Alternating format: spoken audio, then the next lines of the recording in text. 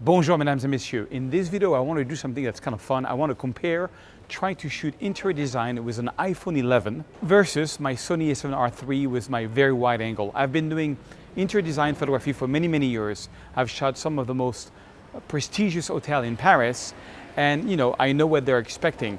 But I was so amazed by the quality of the iPhone 11, and I have a lot of friends in real estate that actually use their iPhone to do their interior design photography. So I had this idea, let's compare it. Let's try to get the best possible photo in RAW format out of an iPhone versus the classic setup that I have, which is a wide angle with my Sony A73 III and on a tripod. So for this, I needed a spectacular place because I want to take a beautiful photo. So we came here to the Officine Universelle Bully. Bully was a perfume maker in Paris, and they created this shop in homage to his work. It's a perfume shop that is so beautiful. Come and join me, and let me show you first how we can take the best possible photo with an iPhone. Then we'll do a Sony, and then we'll compare. Come and follow me.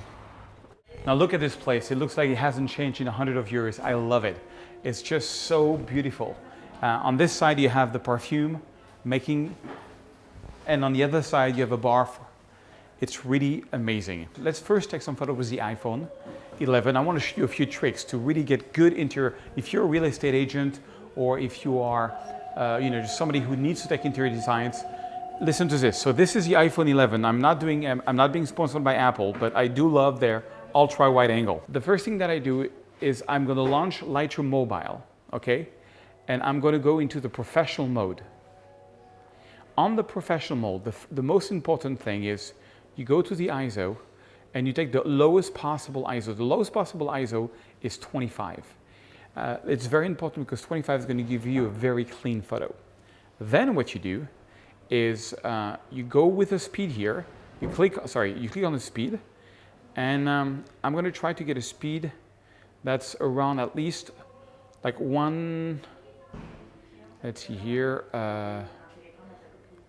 320 per second. Oh, the ISO went back, so you have to make sure the ISO is on 25. Okay, and the speed, you have to make it match. So right now, the speed is at 120, which is a bit low. So I'm going to try to go lower. I'm going to go like at 120, 113. So this side is very dark. So I got no choice. I'm going to have to boost the ISO a little bit, but not too much. The idea is to try to stay, now I'm at 64 ISO. 64 ISO, 40 ISO, okay, 40 ISO. And let's go a little faster because 113 is really slow. Let's go to like 120, should be fine. The next thing you need to do is you need to go here and you need to go on the self timer and put the 2-second self timer. That way when I touch this, I can take a photo. It's going to wait 2 seconds and boom, it's going to take the photo. And it's not, there is no shake whatsoever. So that's very important. And basically that's that. So this way is kind of, I'm going to shoot this way while I'm doing that. And I'm shooting with the ultra wide angle, which I believe must be like the equivalent of a 12 millimeter. So I always start when I do interior design with very wide shots. And the key here is the lowest ISO possible. I don't think I can print that, but you will see once I retouch it, it looks kind of cool, and like for a real estate agent that wants to go fast, it's a great tool. So let's take this side, for example, which is beautiful. Also, one thing is important, don't go like this or like this. Stay very, very straight and just take a shot. Boom.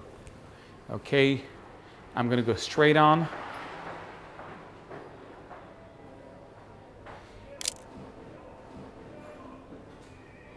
If you're not sure you're straight, you can look at the walls and just make sure you are straight. Now I'm going to go the other side. Now we have the street lighting, and the street lighting is going to make it that we have to change our settings. So on this side, I'm going to go and, well, actually it looks pretty good. Look at that. It looks kind of decent. And look at this place. It's so beautiful. All right, I like this lamp. I want to use this as a foreground element. And maybe I'm going to go to like, yeah, it's kind of okay. I'm going to stay at ISO 40, 120 per second. Then Sometime what I do also is you have to make sure the photos are sharp. So what I do is I look at the photos and I zoom in and I make sure they are sharp because I know my speed was very slow. Once I've done the ultra wide angle, I usually do the wide angle.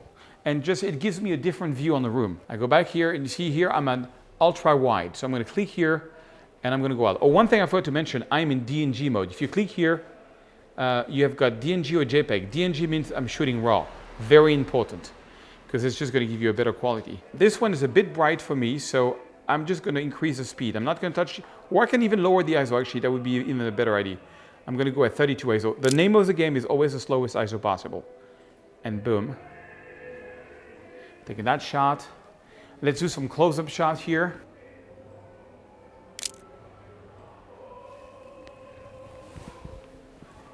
I'm going to use the same sort of wide angle, not ultra wide, for this view now. It's just going to give me a different perspective.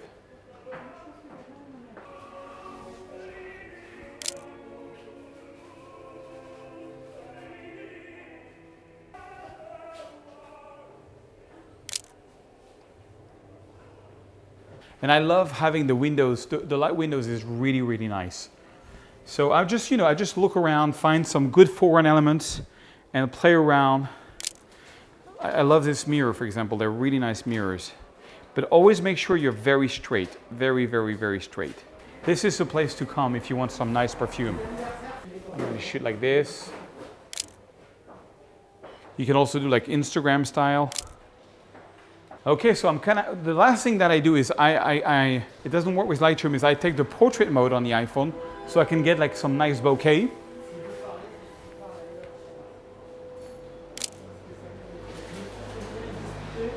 So I'm going to take a few more shots with the portrait mode because you get that nice sort of bokeh things.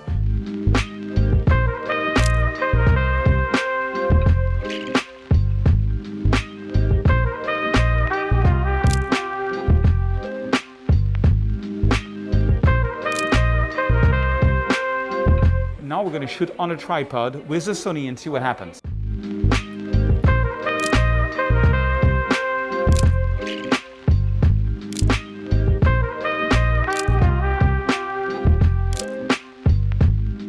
Okay, so I'm going to use, this is, I found like 100 euros. It's a 1.4 manual lens, but it's great for little, when I do interior design, I like to have like very, a blurry shot where you only have something that's sharp. You can put this one 1.4. It's probably the equivalent of a 40 millimeter. I'll put the link down below the video of this lens. And this one is so bright that I don't need a tripod. And voila.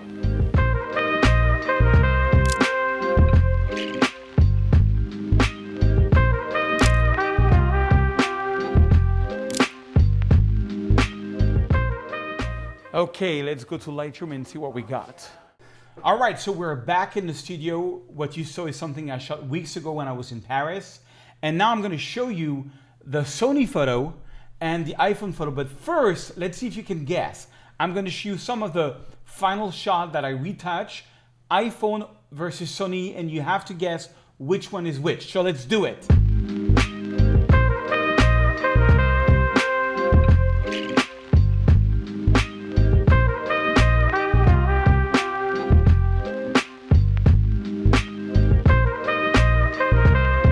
Okay, now the same slideshow, but this time I'm going to put a title so you can see what is Sony and what is iPhone.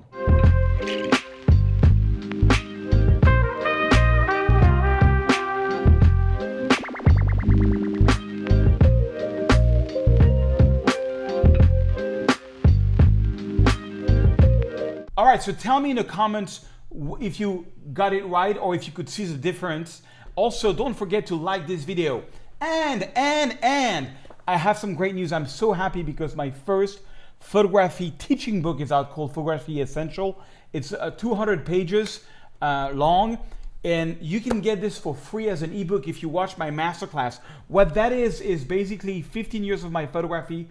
For every photo of Paris, I show you exactly the camera that I used, the settings that I used.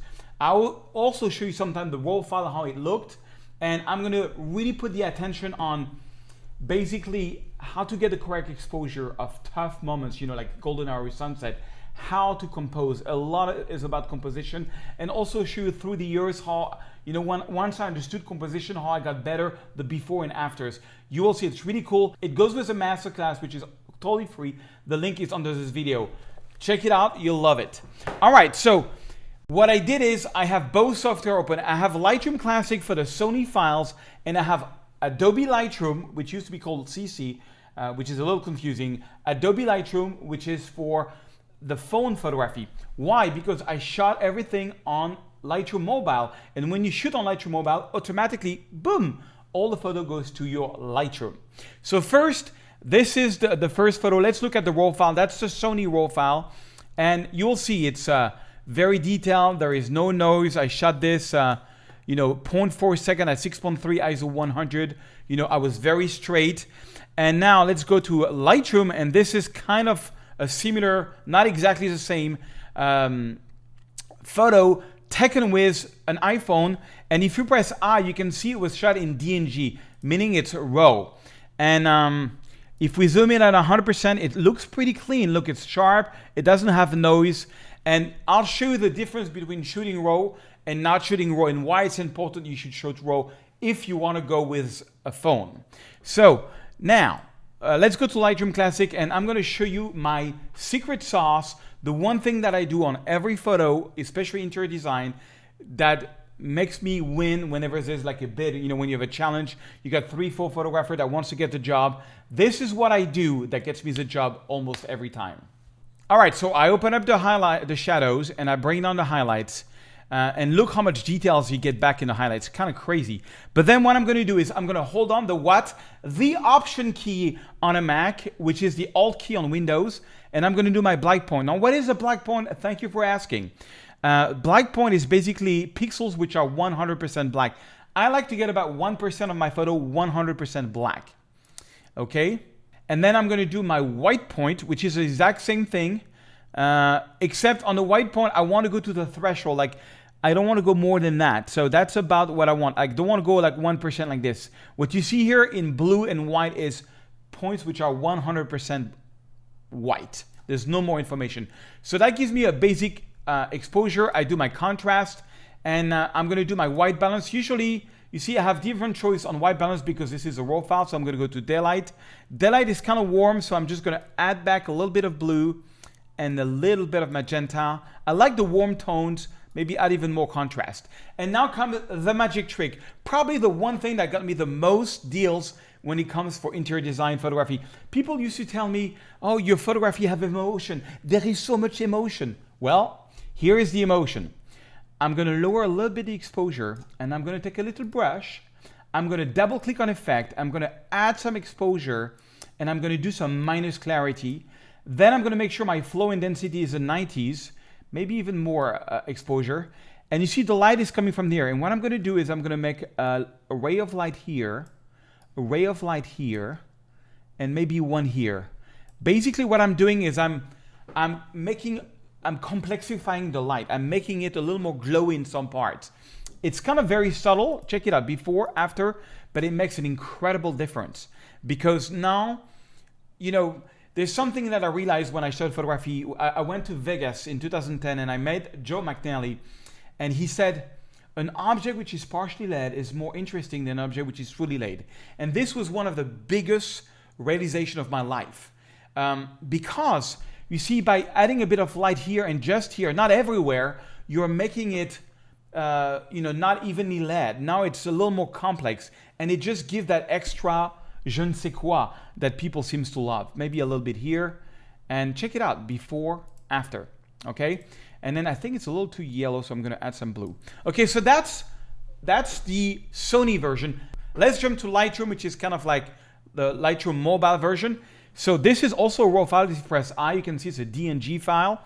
And let's do the exact same workflow. It's the exact same setting. So I'm going to bring down the highlights, and I'm going to open the shadows, and I'm going to do my black point, holding the Option key, exactly the same thing. It's really the same software. So 1% of black, and then the whites, and about there on the whites. Okay? And check it out. Like, see how it's like almost not noisy? And you will see the difference.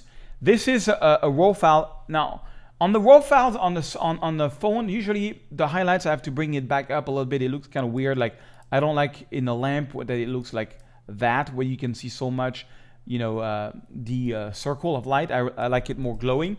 So I'm gonna bring this back. Now, because it's a raw file, I get all these options. I'm gonna go to daylight, same thing, and I'm gonna add back some blue. Same thing that I did on yellow photo, and a bit of magenta, maybe add a bit of contrast. Lower the exposure. Are you ready for the secret sauce? Lower the exposure. When you lower the exposure, you can bring back the light, but locally. The keyword here is locally. Take a little brush and just add some exposure and some minus clarity to make it glow. Light is coming from here. We're going to do the same thing up here. So a bit strong here. You don't have the flow and density settings in Lightroom, or at least I didn't find it. I use mostly Lightroom Classic. And I'm just adding some light here and here, but not everywhere. Not everywhere. Maybe a little bit here. And voila, that's with the brush strokes. So that's my iPhone version, and that is the Sony version. And if you are going to put this on a website, the quality is honestly pretty good. If I were to print this, maybe not. Now I'm going to show you. I'm going to go to this photo, which is the other side. I'm going to retouch it in Lightroom Classic. So same workflow. Open the shadows, bring down the highlights, do the black, do the white, contrast. Let's go to daylight and add back some blue and maybe a bit of magenta. Okay, lower the exposure, same formula. Take a little brush. Okay, add some exposure. It's already there. It remembers what I did last time, a bit of minus clarity. And now here comes the sun. Ba-na-na-na. Okay, so I'm just gonna, you have to go where the light is so that it makes sense. Check it out. So that's before the brush strokes, after the brush strokes. I usually go stronger when it comes for interior design photography because you can get away with more than landscape, because landscape is going to look weird. But when you shoot interior, there's so many spots and light source that people can think this light is coming from somewhere.